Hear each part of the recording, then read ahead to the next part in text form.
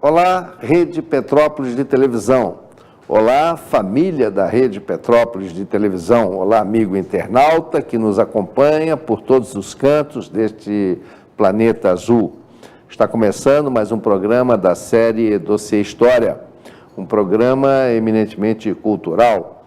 Hoje estamos fazendo um programa especial, sem data fixa, estamos gravando previamente para as férias do mês de julho, e este programa então irá ao ar em uma das quintas-feiras da nossa programação futura. Mas o nosso programa, via de regra, ele é transmitido ao vivo às quintas-feiras pelo canal 10 da Tech Cable, a Rede Petrópolis Televisão, e a partir sempre de 18 horas. Nossas reprises aos domingos, a partir de 9 horas da manhã.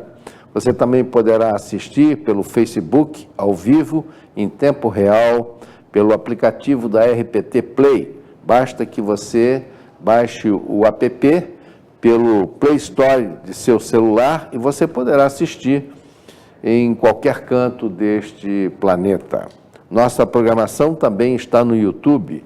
Para acessar, basta que você digite o nome do nosso programa, Dossiê História, no campo próprio, lá do YouTube. Ao abrir a página, clique na logomarca e aí vai abrir toda a playlist por ordem cronológica. Você terá também 5 anos de programação com os mais variados temas direcionados à pesquisa ou ao entretenimento do internauta. Então, vamos iniciar a nossa programação, uma programação especial, e hoje eu trouxe uma pessoa também muito especial para entrevistá-la, doutora Quícia Maria Rodrigues Duó, uma médica especializada em hepatologia. Ela clinica aqui em Petrópolis, tem o seu consultório particular e é membro do Comitê Técnico Assessor das Hepatites Virais do Ministério da Saúde. Dia 28 de julho é o Dia Mundial da Hepatite C e o mundo inteiro faz uma campanha para eliminar a hepatite C até o ano 2030. Olá, doutora Maria Quícia. Doutora Quícia Maria, aliás, eu troquei aqui, inverti o nome. Muito obrigado pela sua presença, é uma honra muito grande recebê-la aqui.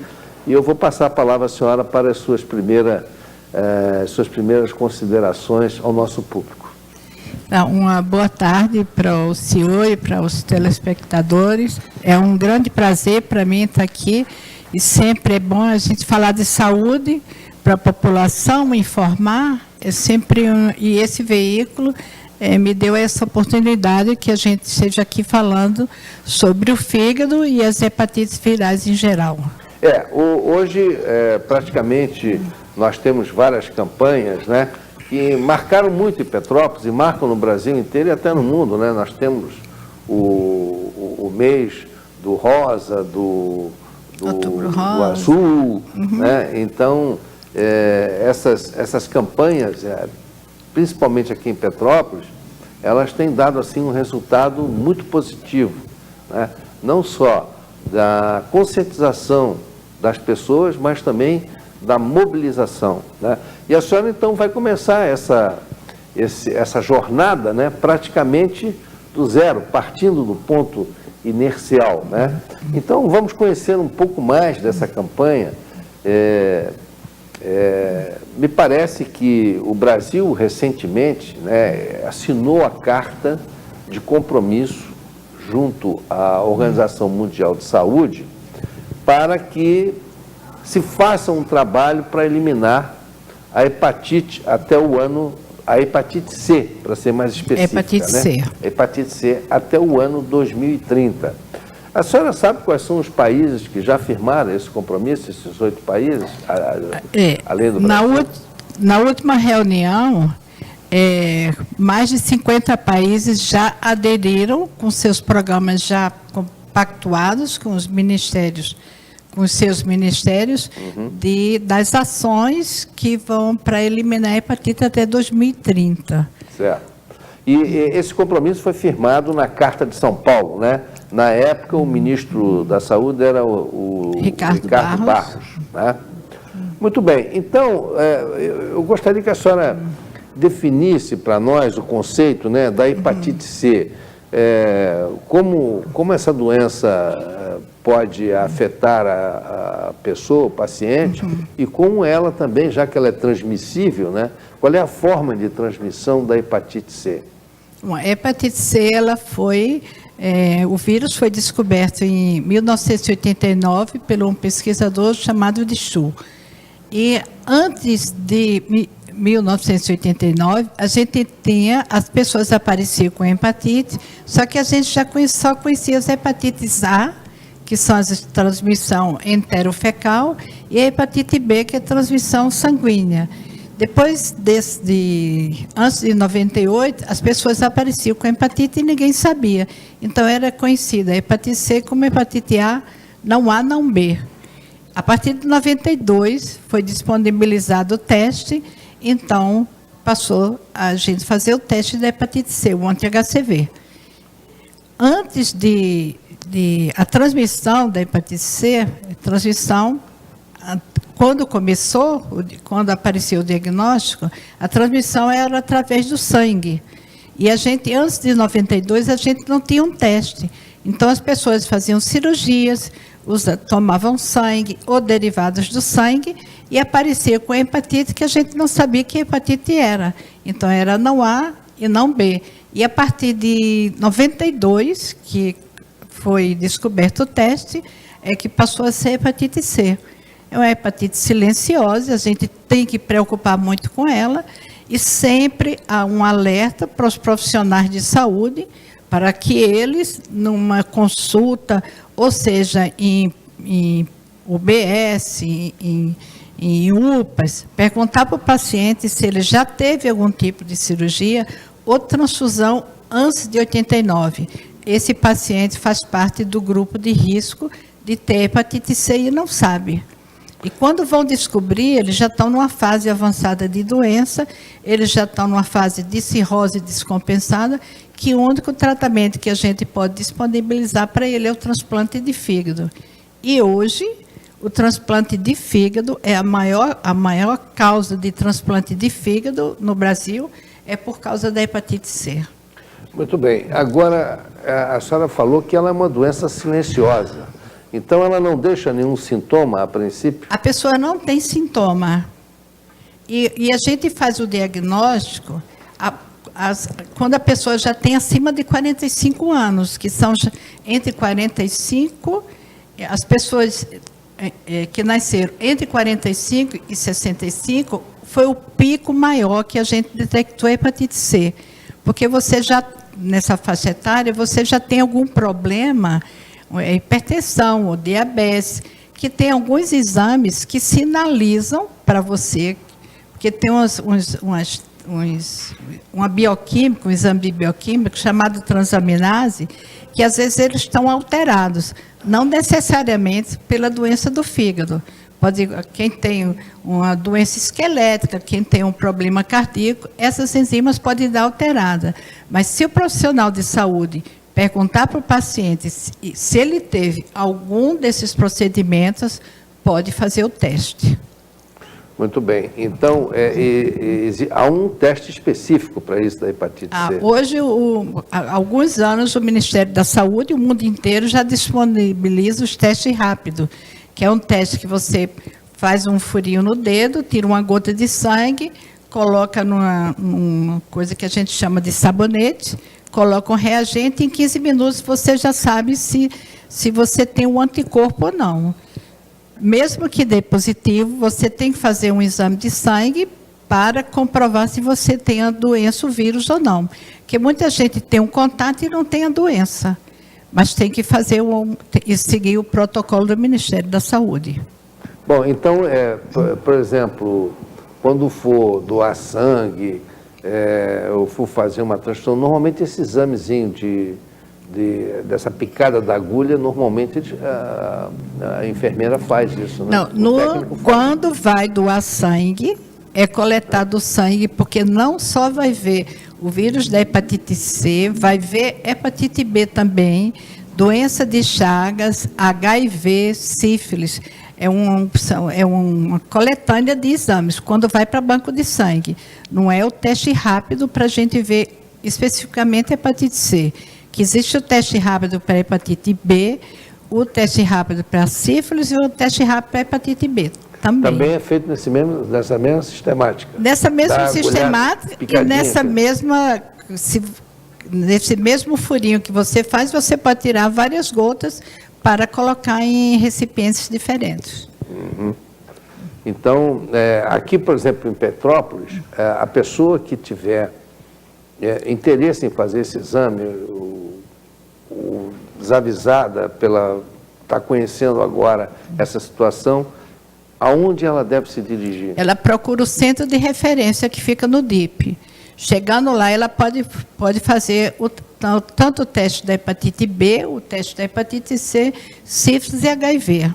É DIP, né? O Departamento de Doenças Infecciosas e Parasitárias. Isso, que fica ali ao lado de Santa Teresa. Do lado do Santa Teresa. Do lado do pronto-socorro, né? Isso, perfeito.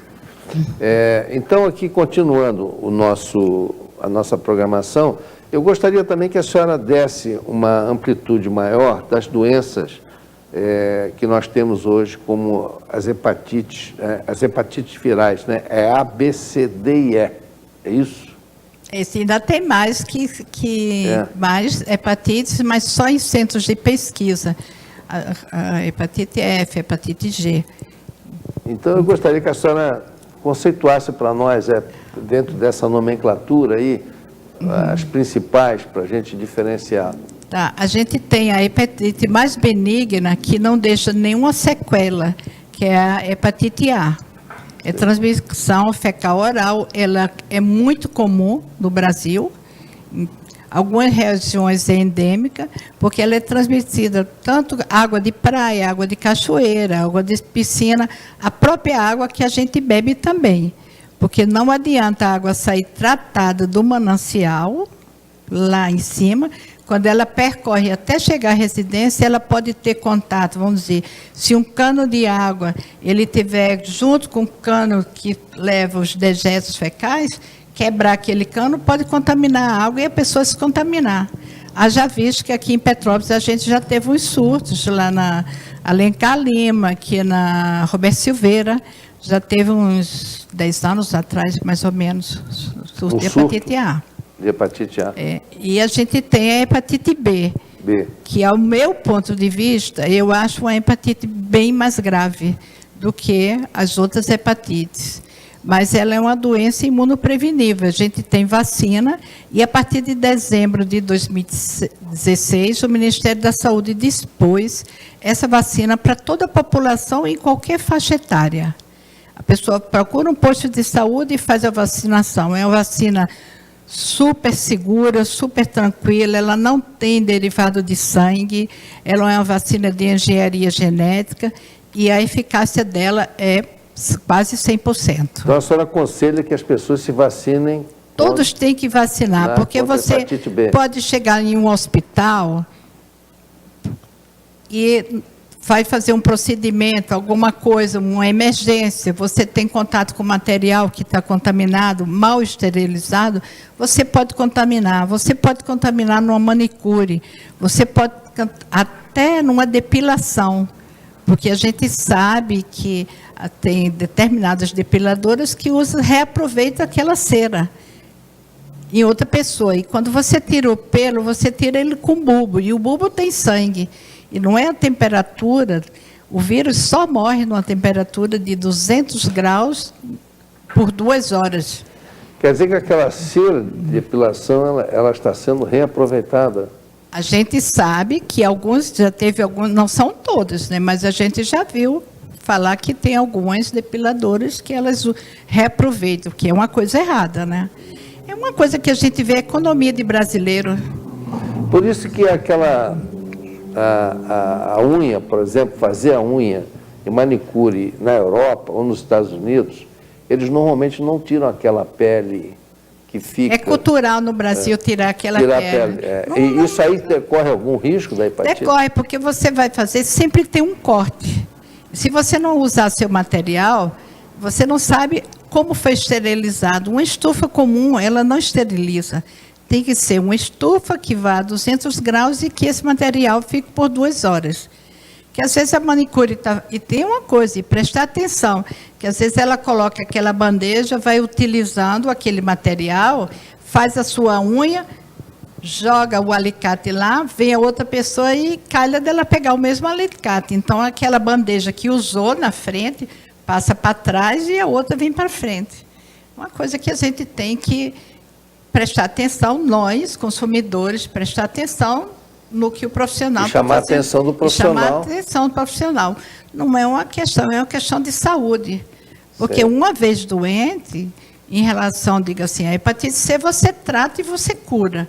Mas a hepatite B é um tratamento para o resto da vida. A gente nunca sabe em que momento parar.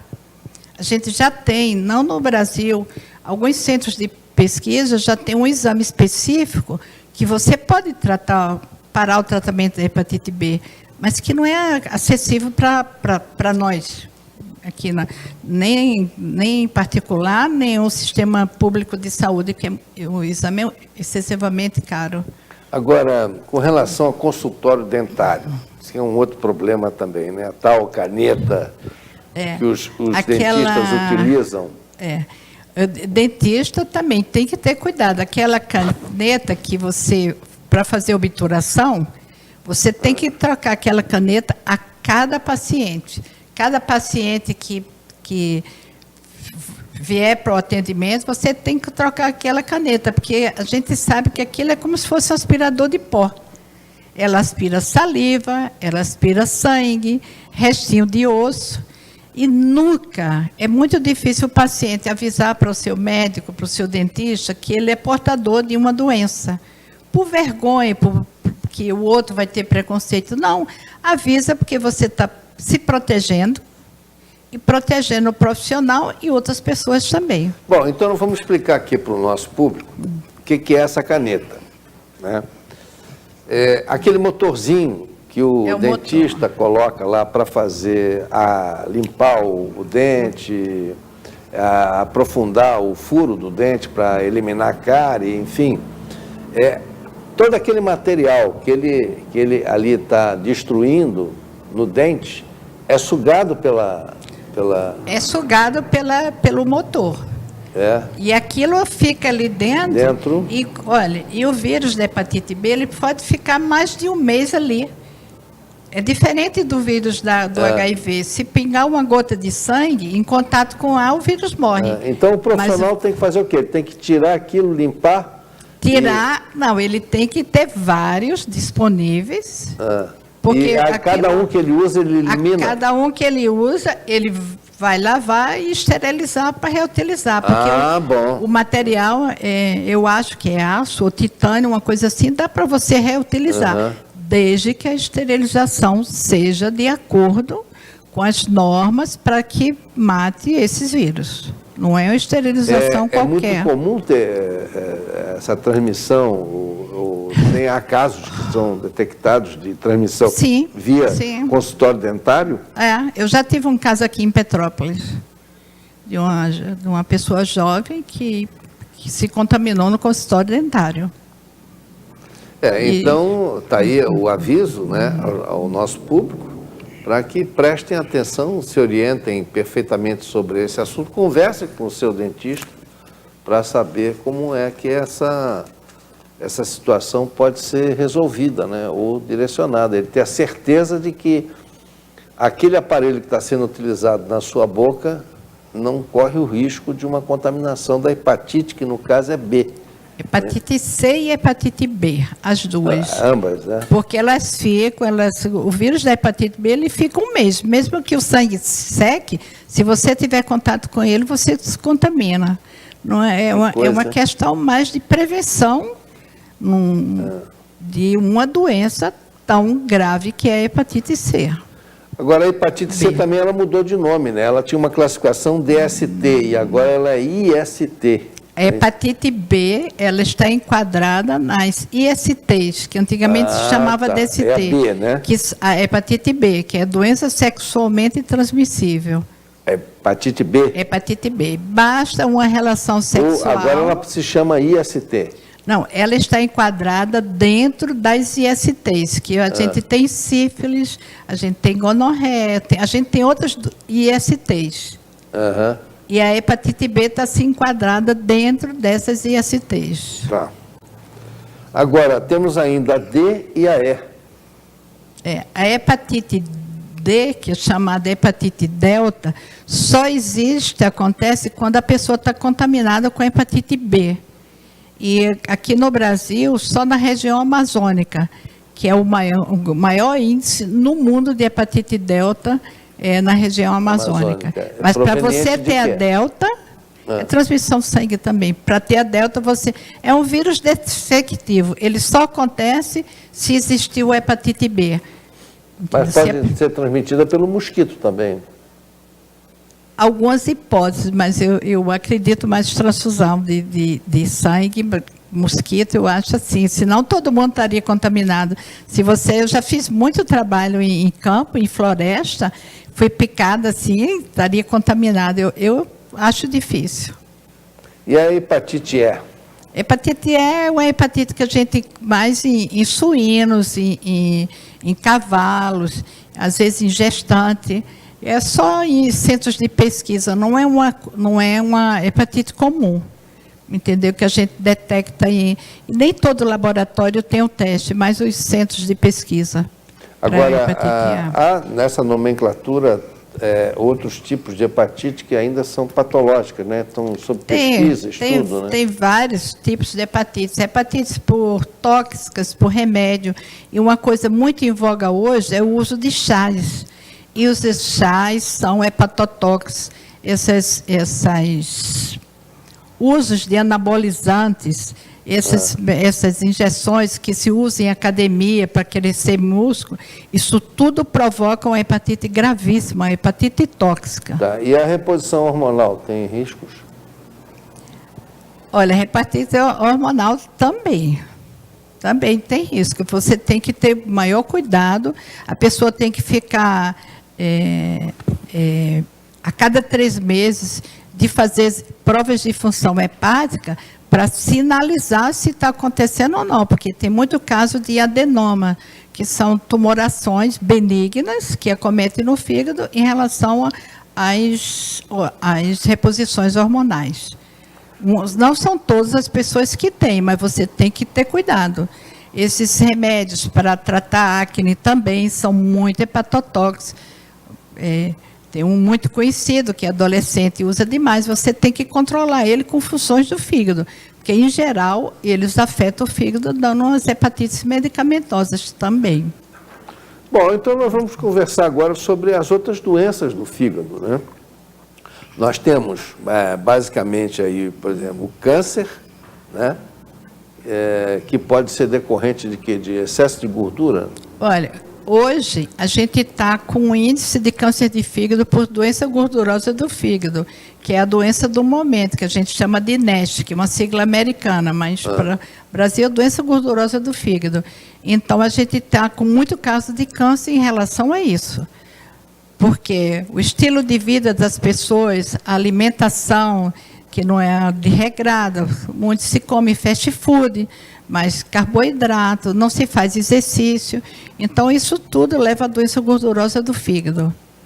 Mas há como curar, desde que você siga uma dieta, uns exercícios e controlar o peso.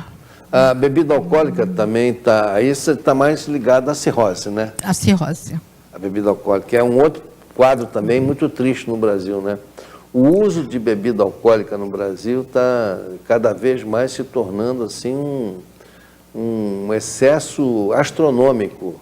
Eu vejo até pelas festas em Petrópolis, pelas ruas agora, os bares da moda, que todo mundo se concentra nos finais de semana, os bares ficam cheios, todo mundo tomando chopp.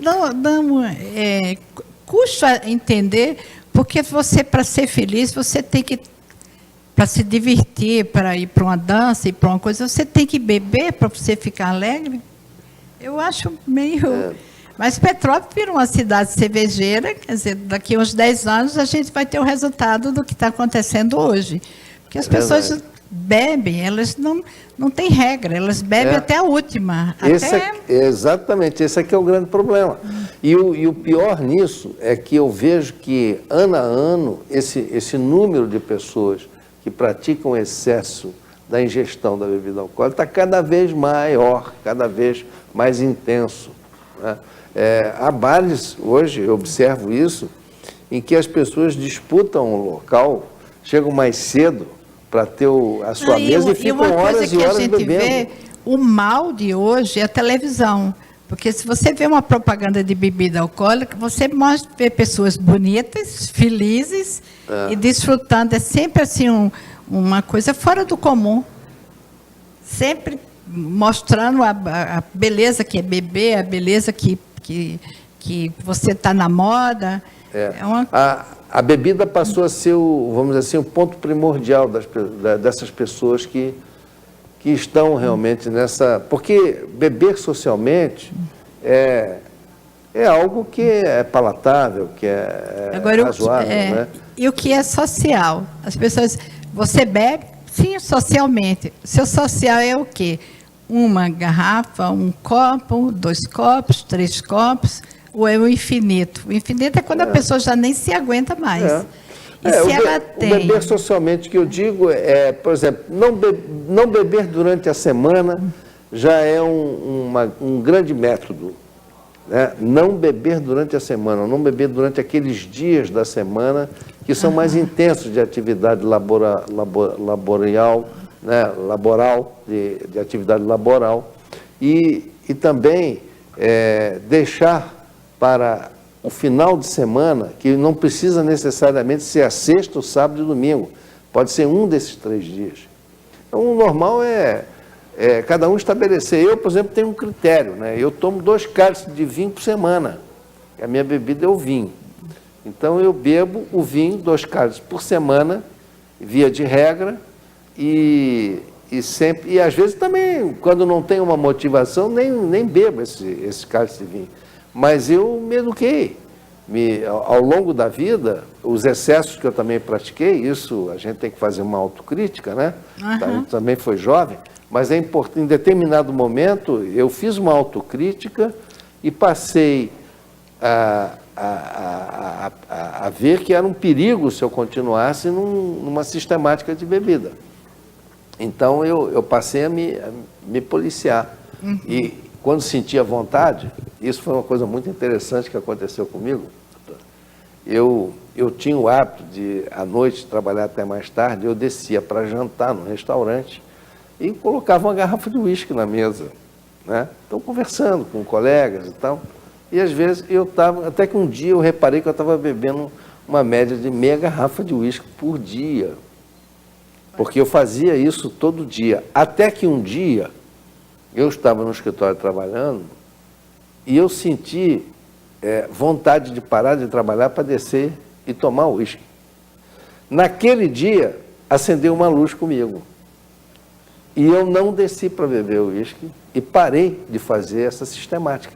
Porque eu vi que o meu organismo estava começando a se adaptar àquela rotina. E aí eu parei com aquilo. Amigos meus que continuaram bebendo e que se intensificaram, hoje na minha geração, vou fazer 70 anos, muitos deles já não estão mais aí para contar a história, porque não se preservaram. Então hoje eu tenho uma preocupação. Só que naquela época nós bebíamos muito menos do que se bebe hoje. Hoje está uma coisa de louco. Começou a festa, Bauernfest, essa semana, eu moro ali próximo, e eu vejo aquela garotada começar a beber às 8 horas da noite e vai bebendo até 3 da manhã. Quer dizer, há fígado que possa resistir a isso? Não, e se esse fígado tem alguma doença a mais, desde a doença gordurosa até um vírus, são 2 elementos em um órgão só. Não há como alguma coisa explode, não há como a pessoa controlar. Mas é difícil você ver uma pessoa que ela entenda seu limite. Nunca entende. as regras também, a lei que você diz, você não pode, tá, em todo que é bar, botequim, você vê uma placa dizendo, você não pode vender bebida menor de 18 anos. Você passa aqui em Petrópolis, na Praça da Liberdade, só tem jovens. Jovens bebendo. E aí toma uma porque está calor, aí outra. Eu tive pacientes de 18 anos de idade que morreram por causa de cirrose hepática. É uma coisa muito triste, entendeu? E ainda mistura com uma outra coisa, né? A bebida com a batata frita. Gordura. Hoje a gente pura. vê assim, a geração nossa agora é uma geração gorda. Muito. Se você olhar assim para a garotada, 14 anos, 18 anos, gordo, e não é um gordo, é um deformado. Porque você tem a gordura saudável, digamos assim, e você vê a pessoa deformada. Entendeu? Então, não existe um exercício físico, não existe uma dieta. Você pode comer sua batata frita, você pode tomar sua cerveja, mas aquilo não pode, qualquer coisa em excesso na nossa vida traz prejuízo. Então, você pode tomar sua cerveja, você pode, mas você tem que fazer exercício, você não vai comer sua pizza todo dia, não vai comer um macarrão todo dia.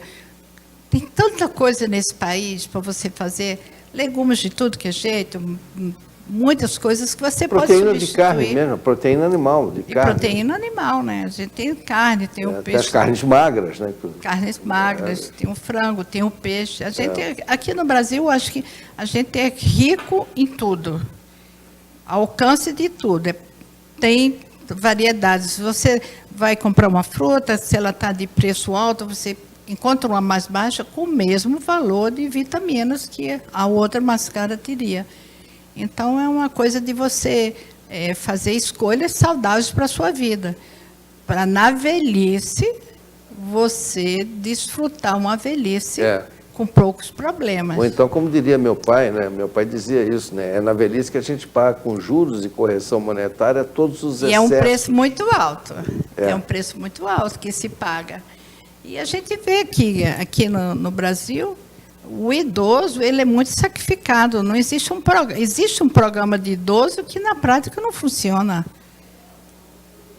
É tudo assim, ao idoso você vai ter direito a ter o atendimento prioritário. Isso não existe. Eu trabalhei no SUS, eu vi que isso não existia. É melhor você pôr uma fila comum do que fila de idoso. Eu acho assim, muita coisa tem que mudar. O alcoolismo hoje é uma doença que graça no meio da juventude. Os movimentos hoje de recuperação de alcoólicos e de viciados em outras drogas, porque as outras drogas também se associam ao álcool, né? Ao álcool. Normalmente a pessoa que faz uso da cocaína, que tudo começa pelo álcool. Tudo começa pelo álcool e termina pelo álcool e também. Termina pelo álcool. Termina pelo álcool também.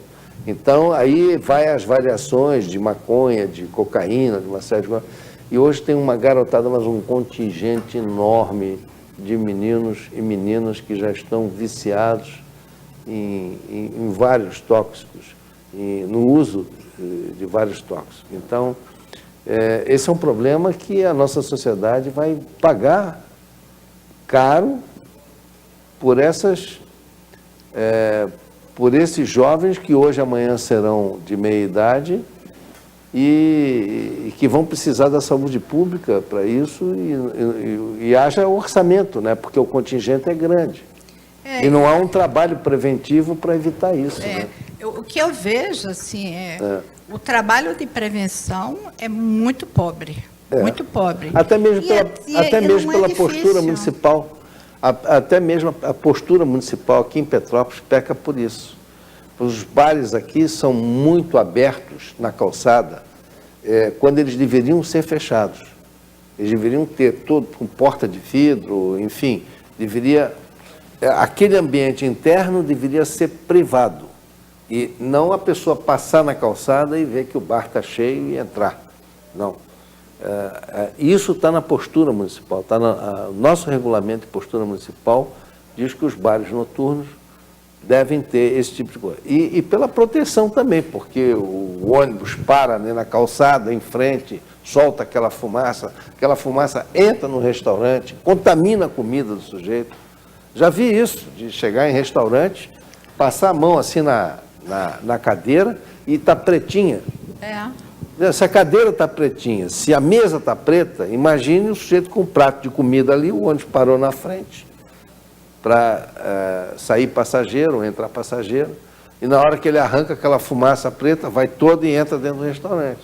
Quer dizer, até por uma questão de saúde, proteção, isso está previsto nas nossas leis municipais. No Código de Postura. No Código de Postura, e não se obedece, a própria municipalidade não tem esse senso de responsabilidade. Porque eu digo assim, falta empenho do gestor para que se cumpra. Eu não acredito que não esteja como fiscalizar. Tem sim. Não fiscaliza porque não quer. Eu digo assim, numa cidade pequena, numa cidade grande, tanta cidade grande que a gente vê, que a coisa funciona. Eu estive em Belém e eu achei o programa de hepatite exemplo para o Brasil. Belém, o Pará é exemplo. E não é uma coisa... você depende de transporte fluvial. Você sai 4 horas da manhã de um porto e você navega 6, 8, 10 horas e você chega no lugar, as crianças estão vacinadas, está tudo funcionando. E Belém é um território imenso. É verdade. Entendeu? Não funciona, eu acho que falta empenho do gestor para que a coisa aconteça. Não adianta a esfera federal, porque eu vejo assim, como a gente vai conseguir eliminar a hepatite C no Brasil até 2030? Eu tenho minhas interrogações, porque eu vejo em vários locais, não existe a força do gestor em querer testar as pessoas. Você vai testar, hoje tem remédio sobrando no Ministério da Saúde. Remédio de hepatite C sobrando. Entendeu? A gente está já na última geração de remédio, que não tem efeito colateral nenhum, você segue o protocolo, isso tudo, mas não existe o querer do gestor testar as pessoas. Agora, por que está sobrando esse remédio lá? Porque não se detecta as pessoas. Se você não detecta, como é que você vai? O remédio está lá, mas não se faz campanha. O Ministério da Saúde, a qualquer hora, fornece teste rápido para todos os municípios do Brasil. Só que nos municípios não se fazem campanhas. A campanha, eu digo assim, existe essa campanha mundial, agora do dia 28, mas não, é uma campanha que o mundo inteiro está voltado para aquele dia, mas a campanha tem que acontecer sempre, permanente. Se você disser para uma pessoa várias vezes aquilo, ela vai e vai procurar e vai fazer. Uhum. Então, não adianta ter material, o Ministério da Saúde ter material, disponibilizar, comprar remédio, que a gente está pagando até um preço razoável em relação aos outros países, está mais ou menos $6.000 o tratamento atual por paciente. Se você comprar o remédio fechado, digamos, numa distribuidora, você vai pagar mais de R$300 mil. E o governo paga 6 mil, porque compra volume, o preço cai. Mas não existe paciente para tratar. Por que não se faz campanha? Paciente até haveria, só que a campanha não está chegando no paciente. Não se faz o teste. Existe, olha, o programa de eliminação do Ministério da Saúde prevê que, vamos dizer, as unidades básicas de saúde, todos os municípios têm as UPAs e têm as unidades básicas de saúde, são periferias. Essas unidades de saúde, vamos dizer, quem está lá na ponta, digamos, falando de Petrópolis, quem está lá na ponta tem o acesso a fazer esse teste. Então, essas unidades de saúde, as pessoas têm que ser testadas e fazer o teste. Não tem ciência. Você faz um curso de 10 minutos no Telelab e você aplica o teste. Uma vez positivo, você tem um centro de referência na cidade que você encaminha essa pessoa para confirmar aquele diagnóstico, para fazer o acompanhamento e receber a medicação. Mas não existe a força do gestor para que isso vá para a periferia, porque não adianta eu trabalhar aqui no centro da cidade, campanhas em centro da cidade, quando a periferia, lá o interior, não tem acesso. Imagina um Vale da Videira. As pessoas vêm a Petrópolis, é difícil. Isso, eu teria uma ideia para isso, né? Até a próxima pergunta seria exatamente como é que a senhora está vendo a colaboração do município com relação a essa campanha do dia 28 de julho, né? É o dia Mundial da hepatite C. Mas tem o nome amarelo também? O Julho Amarelo. Julho Amarelo. Então, durante o mês todo de julho, essa campanha vai ser ativada pelo município. Porque, então, olha, a rede escolar não poderia ajudar? A rede hospitalar municipal? Pegando as unidades básicas de saúde, você pega os vários programas. O programa da saúde da mulher, o programa de saúde do idoso, as pessoas confinadas, aquelas pessoas, os doentes mentais, as pessoas, os diabéticos, que o diabético, hoje em dia, está parecendo muito com hepatite C. Se você tem aquele programa de diabetes, você tem nos distritos, você tem essas pessoas, você tem um mapa sinalizando que você tem, digamos, 10 pessoas aqui no centro da cidade, diabetes, tudo, estou exemplificando. Essas 10 pessoas você tem que testar. Essas 10 pessoas recebem remédio em um determinado lugar, e esse determinado lugar pode fazer o teste, que pode ser uma UBS, mas não se faz. Petrópolis tem quase 8.000 diabéticos recebendo algum tipo de insumo do governo. Ou seja, insulina... Quer dizer, essas pessoas poderiam já Essas pessoas estão cadastradas em algum lugar, que seja ou postos de saúde, nessas unidades básicas de saúde. Sim. Se eu tenho 100 pacientes aqui, eu pego esses pacientes, à medida que for passando o mês, vem para consulta, vem para pegar um insumo, ou pego o insumo em um determinado lugar, eu não sei, centro de saúde, ou lá no Alcides Carneiro, você faz o teste. Vamos fazer o teste, fura o dedinho, 15 minutos está pronto. E você encaminha para a unidade de referência, que funciona aqui em Petrópolis, e a gente tem uma unidade de referência, e a pessoa vai receber remédio do governo. Mas não se faz. Entendeu? Se pegasse esses vários programas, entendeu? Eu acredito que o da gestante funciona, porque a gestante tem que ser testada, né? Porque se for uma gestante com o vírus da hepatite B, ela tem que ser acompanhada e no último trimestre da gestação ela tem que ser testada para que no momento do parto essa carga viral esteja baixa e não contamine a criança. Quer dizer, mas eu acho que em relação à gestante está funcionando. Falando em gestão, eu lhe pergunto como a senhora está vendo a receptividade do município, do nosso governo municipal, em relação a essa campanha. Se a senhora já entrou em contato, se está havendo um apoio em relação à campanha. Olha, eu tive um contato para fazer uma campanha de detecção da hepatite C em pacientes diabéticos, mas não tive receptividade nenhuma. Aliás, foi até marcado que a gente fizesse a testagem, mas simplesmente cancelaram o evento quando já estava tudo organizado, os testes já estão em Petrópolis, mas não foi para frente.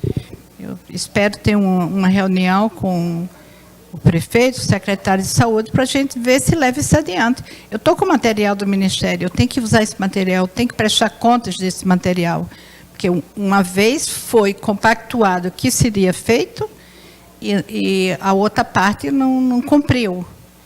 Mas eu tenho que prestar contas. Então, alguém tem que me dizer o porquê que aquilo não foi feito. Mas eu acredito, eu acho que Petrópolis é uma cidade muito fácil de você conseguir as coisas. Mas existe uma coisa assim, aqueles funcionários que são mais antigos, que aprenderam a trabalhar daquele jeito, eles só sabem trabalhar assim, eles não melhoraram o seu padrão de atendimento, de prevenção, do cuidar, porque a gente tem que cuidar, né? E ver alguma coisa em relação às doenças virais, a gente tem que mexer em alguma coisa nessa cidade. A senhora tem uma equipe trabalhando com a senhora? Tem um grupo que trabalha comigo, todas as pessoas que me ajudam na campanha, todas elas fizeram o curso do Telelab, do Ministério da Saúde, para aplicação do teste. Toda a coordenação do resultado é feita por mim. A leitura dos testes vamos dizer, esses testes estão sendo aplicados aonde? Quando a gente faz campanha, as campanhas em geral, a gente faz, já fiz em vários lugares, sempre estou fazendo campanha em Petrópolis. Uma vez positivo, são encaminhados todos para o DIP, e lá eles têm acompanhamento médico. E tem eles já recebem detectado muitos? Aqui em Petrópolis já. Não tem uma campanha que a gente não detecte um caso de hepatite C. E qual é o local onde mais é intenso, onde aparece de forma mais intensa isso? Olha, está sendo feito um trabalho, doutor Prisco, pela Fiocruz aqui, Sim. do geoposicionamento da hepatite C em Petrópolis, que vai ficar uma coisa muito bonita. Assim, o que a gente viu a princípio, que seria assim, o primeiro distrito, aqui no centro da cidade, o maior número. Mas isso não quer dizer que seja o primeiro distrito. Vamos dizer, você mora aqui e você tem a 10 minutos um centro de saúde. Não quer dizer que seja mais frequente ali. O que precisava ver, vamos dizer, porque a gente tem também usuário de drogas, né? Hoje a gente não tem muito usuários de drogas injetáveis, porque a droga é muito cara e eles nunca partilham sozinhos. Eles se juntam em grupos e cada um aplica um pouquinho. Uhum. Mas hoje a gente não encontra mais. Eu fiz um trabalho lá na Fiocruz, lá no Campo do Vasco, a gente encontrou um número muito grande. Mas por causa do partilhamento de agulha. Lá em São Januário? Lá em São Januário, ali chama Barreira do Vasco. Na Barreira do Vasco. Pegamos 600 só usuários injetáveis, não aquele que cheira, só o que se pica. E foi uma taxa muito alta. Hoje agora, a gente não tem mais. Como é que o nosso público aqui pode ficar sabendo da campanha? Por exemplo, semana que vem a campanha vai para tal lugar, um lugar X, Y. Não, isso que eu gostaria de sentar com os gestores aqui para a gente fazer uma campanha. Não uma campanha central aqui no centro da cidade. Uma programação para o município todo. Para o município todo. E voltada para vamos dizer, a saúde da mulher, a saúde do homem, a saúde do idoso. Entendeu? Que o maior número de detecção que a gente tem é acima da faixa de 45 anos. Que foram aqueles que fizeram a cirurgia, aqueles que fizeram algum tipo de procedimento antes de 89, que não existia o teste de hepatite C. Hoje o sangue é 100% seguro, você pode receber um sangue em qualquer lugar do país, esse sangue é de boa qualidade. Hoje o controle em banco de sangue é muito grande. E é muito rigoroso que a gente, vamos dizer, se você faz um teste, vai doar o sangue, você faz o teste, você tem um marcador de hepatite B, que hoje a gente sabe, você tem esse marcador, mas que você pode ir para um centro de referência. Esse centro de referência fechar um diagnóstico que você não é portador da doença, mesmo assim você não pode doar sangue. Mesmo que te diga mais adiante, porque uma vez detectado, você é encaminhado para um centro de referência, e esse centro de referência diz, a pessoa não tem, mas uma vez você cadastrado, naquele primeiro exame, é uma rede Brasil inteiro, você não pode mais doar sangue em lugar nenhum. É muito seguro. A hematologia é muito segura. Muito bem. Eu gostaria, doutora Kícia, que a senhora deixasse um telefone para contato, porque há muitas pessoas que podem se voluntariar para ajudar na campanha, para entrar em contato, ou para obter uma informação. Então, eu gostaria que a senhora deixasse um telefone para um contato em que o nosso público possa fazer com a senhora. Tá, eu vou dar meu celular, é 99997-5125. E no Facebook está com o meu nome, Kícia Maria do Ó. A partir do 1º de julho, a gente vai ter todas as informações da campanha que a gente vai fazer. A gente vai pactuar, vamos fazer uma missa, entendeu? Sempre a gente faz uma missa, agradecendo, porque dos pacientes que conseguiram ter o tratamento e aqueles que, infelizmente, não viveram a tempo de pegar essa nova medicação e ter 95%, 98% de cura. Mas a gente está pretendendo o mês de julho inteiro trabalhar intensamente. Vamos fazer uma programação, ainda não fechei a programação, mas durante o mês de julho todo. Mas que, independente dessa campanha que a gente vai fazer, que as pessoas procurem, vão fazer o teste, porque uma vez você diagnóstico, você tem tratamento fornecido pelo governo, pelo SUS, e você vai ficar curado, do que você evoluir para transplante de fígado, que é uma coisa muito séria, e a gente não tem órgão para transplantar todo mundo. É melhor você tomar um remédio, e o remédio não tem efeito colateral nenhum, tratamentos são comprimidos, você toma durante 3 ou 6 meses, dependendo do caso, sem nenhum efeito colateral. Procure sua unidade de saúde, seu posto de saúde, se informe com o seu médico e faça os testes da hepatite B, hepatite C, sífilis e HIV. São testes rápidos que você tem um resultado em 15 minutos. Muito bem. Eu, então, aqui faço uma observação, o seguinte, para quem for buscar um contato com a doutora Kícia no Facebook, o nome dela começa com K-Y-C-I-A, Kícia, e no Facebook a senhora está como Kícia Maria... Do Ó. Do Ó. Kícia Maria do Ó. Então, Kícia com Y e K. E o telefone eu gostaria que a senhora repetisse, é 99997-5125. Bom, então quem quiser anotar, 99997-5125.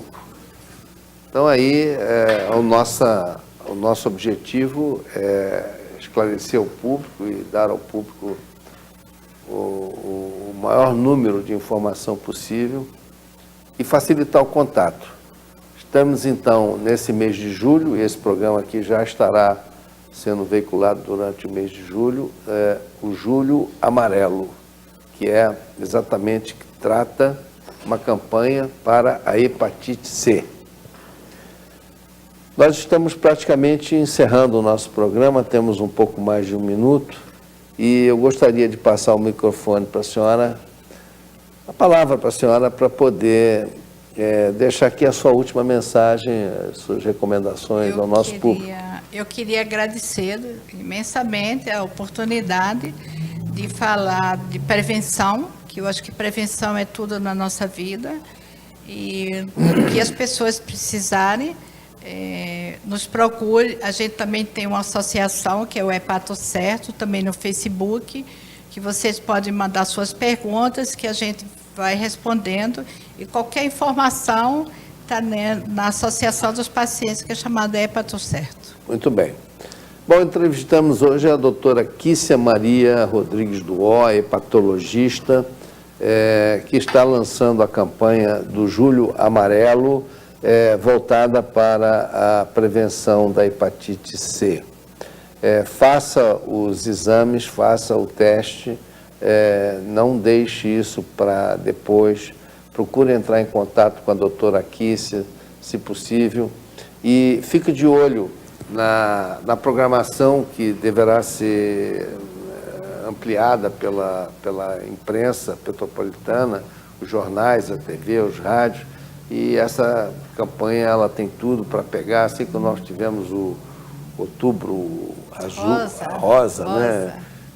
A campanha teve doença inflamatória. Teve o Novembro recente. Azul. Então nós vamos ter o Julho Amarelo agora também, que é uma campanha fundamental para todos nós, que trata realmente da saúde do petropolitano. Estamos encerrando o nosso programa. Quero lembrar aos telespectadores que o nosso programa será reprisado no próximo domingo, a partir de 9 horas da manhã e em outros horários também a critério da nossa emissora. Uma boa noite a todos, ou uma boa tarde, ou um bom dia, dependendo da hora que você assistir esse programa, e estaremos aqui na semana que vem com mais uma atração.